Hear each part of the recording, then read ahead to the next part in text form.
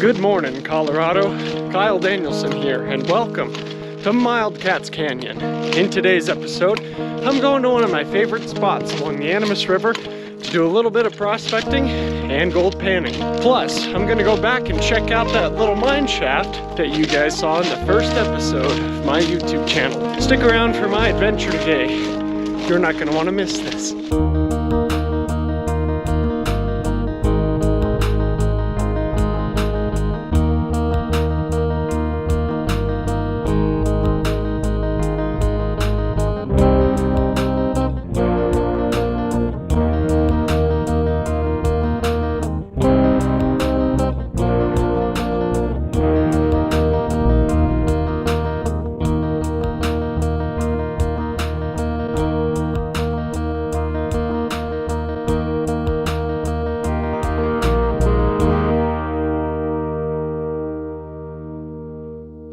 Well, ladies and gents, let me tell you, it's probably 9 or 10 degrees. A little chilly out to be gold panning and prospecting, but no matter, we're out here doing something fun on a day off.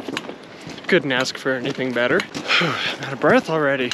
The heck? I had to make a quick stop at City Market earlier today to pick up some kitchen gloves. I want to keep my hands warm and insulated when I'm panning. Unfortunately, kitchen gloves only come in a handful of different colors, so I had very limited options to choose from, so yellow it is for the time being. And here I am out here walking the High Line once again, and after waving goodbye to my car, I started the 2-mile hike out to where I'm going to start doing some prospecting today.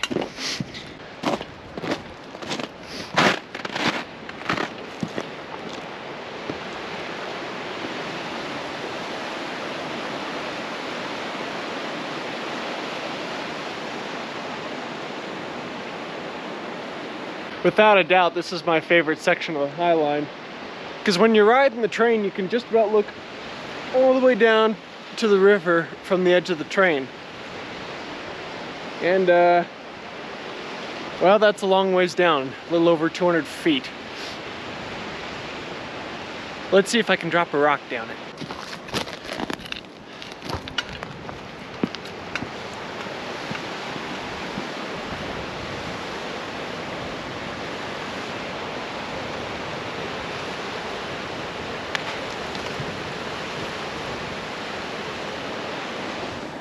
Did I mention that was a long way down?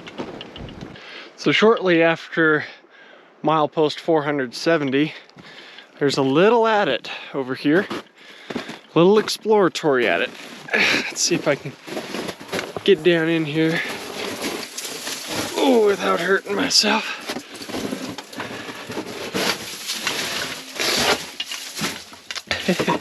Obviously doesn't go back super far, but you can see why they were exploring it in quartz crystals. And this rock here next to the quartz is very orange, very, very oxidized or rusty. Yeah, you can see bits of it up here, just really stringy stuff. But their efforts were kind of, oh, it's a little blurry. There we go. The efforts were obviously in vain. They didn't make it very far. Slip and fall. Bust my behind. Neat little hole in the ground.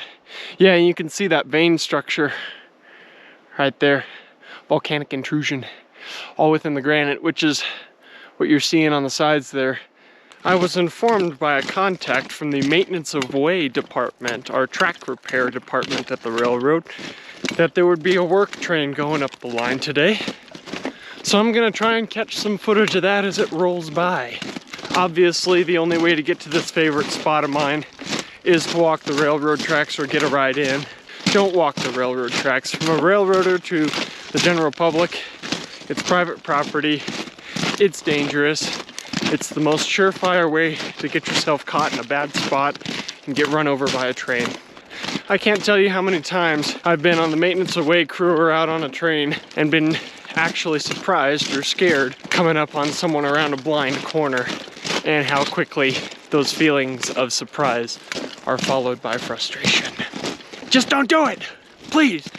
I'm begging you.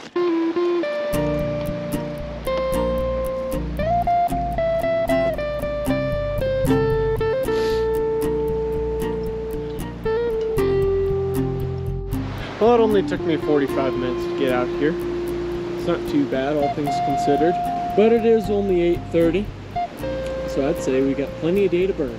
How many tools does a prospector need? Too many. Oh no, it's gonna be a challenge.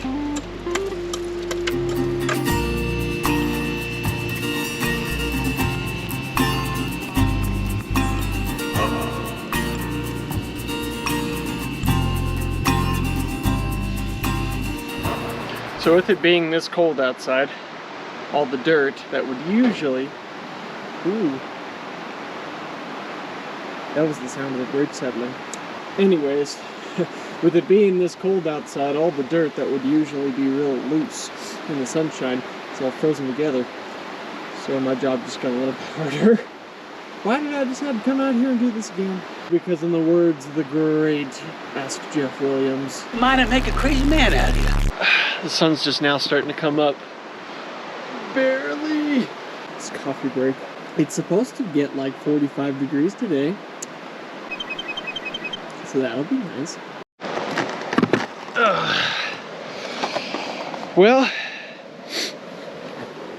here we go. First pan of 2021. And my fingers have no.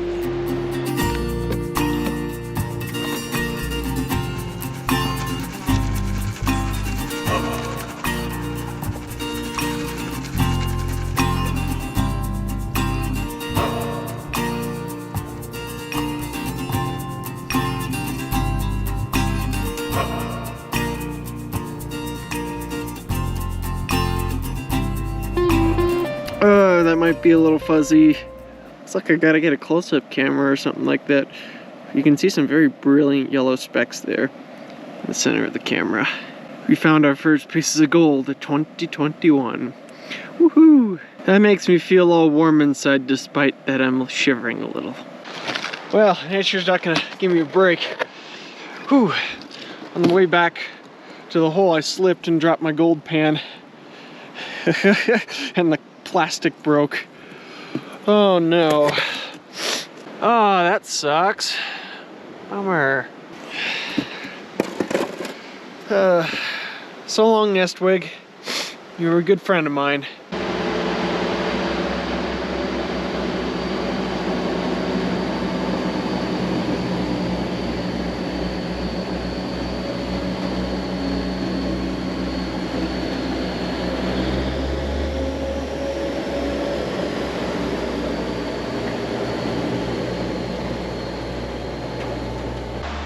Well, in the process of trying to fly the drone,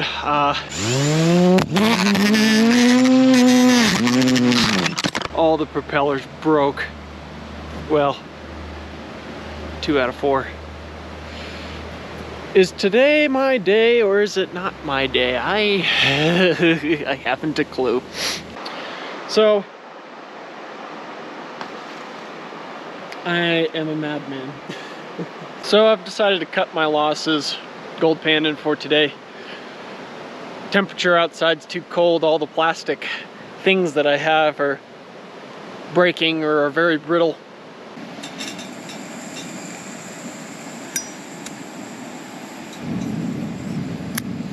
Ah, wonderful. Something that works. That feels good. So I decided to come out here today because I've been inspired by people like Pioneer Polly and Jeff Williams and Dan Hurd. All really good prospectors you should go check out. But they're able to go out and do stuff as early as February and March. I guess it means I'm gonna have to wait a little longer here. Conditions are just too cold to really do anything with. I'm fighting that stubborn spirit in me. I will accept my defeat today over a little butane stove and some coffee.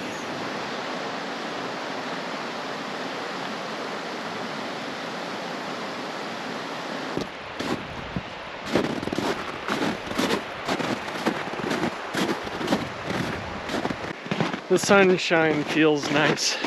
This day hopefully won't be a complete wash. We'll walk over to that adit and show you what's inside of there. Thought I heard something sneaking up on me. Ooh, scary. Alright, guess where we are? A hole in the ground. That's the hole you gotta squeeze up through. And all this is coming off the railroad embankment. But as you can see now, there's no water in here. It's all dry. Now the height of this particular hole is, I'd say about 4 feet. Chokes down over on the other side, but we'll walk on through.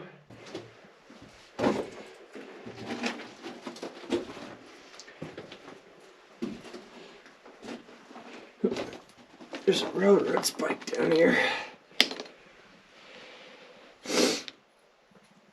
Or part of a railroad spike, it's missing the head. Doesn't look like there's really anything to be mined out of here.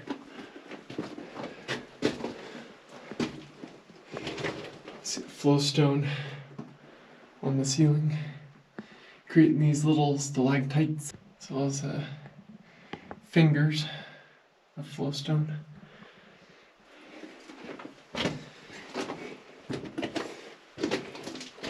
There's a board back here. Oh yeah, check this out. Flowstone off to the side. It's all stained orange. This stuff doesn't even look like it's ore bearing. Yeah, little stalactites. And a flowstone that goes all the way to the floor. It almost looks like it's, oh, that one's the beginnings of a stalagmite. It looks like it's really soft, but it's obviously hard as a rock. It's flowstone. Okay, we'll go a little further back. Look at these little bitty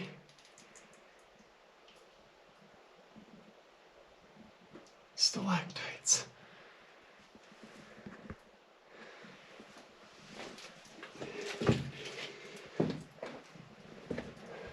More flowstone.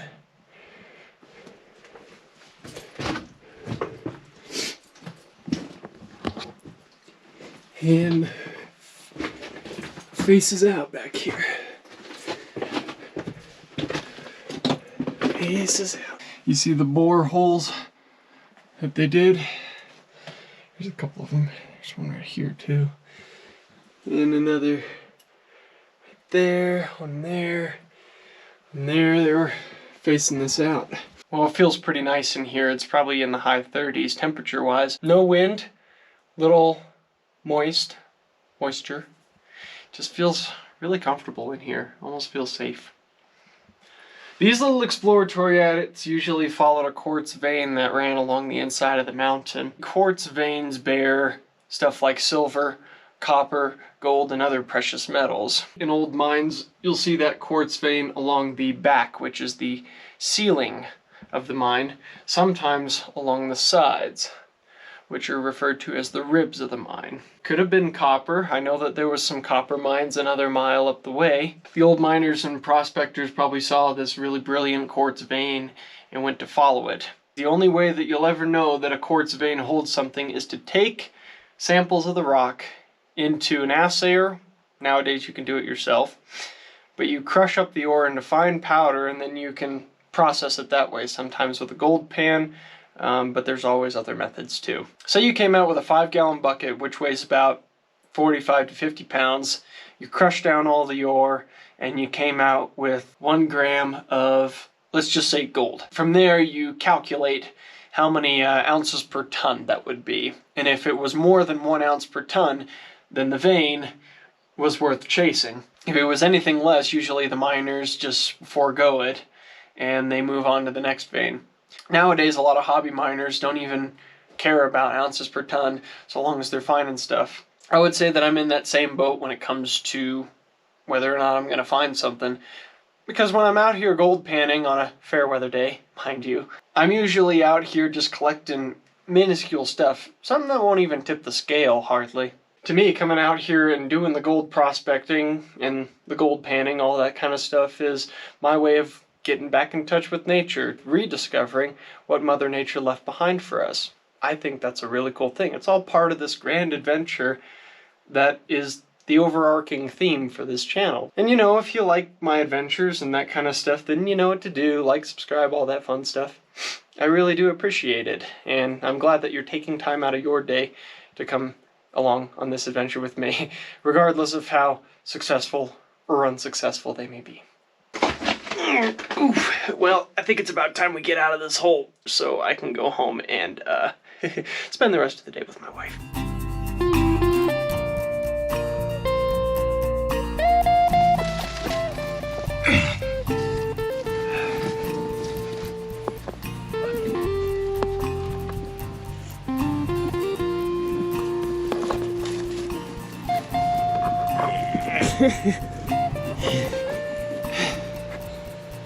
This adventure and stuff can be hard sometimes, as today has proven.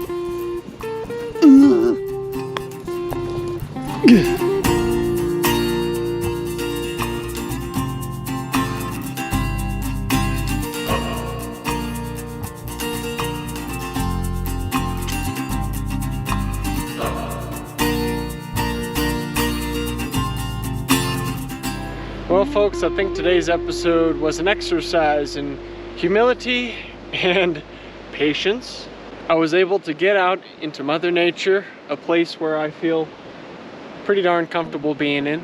I was able to find a smidgen of gold, which, if there's any to display, I'll put it up on screen for you right now. Overall, I think I called today's adventure a success. And that wraps it up for today's episode, folks. I hope you sincerely had as much fun as I did out here today. Now may God bless you, and you have a good night.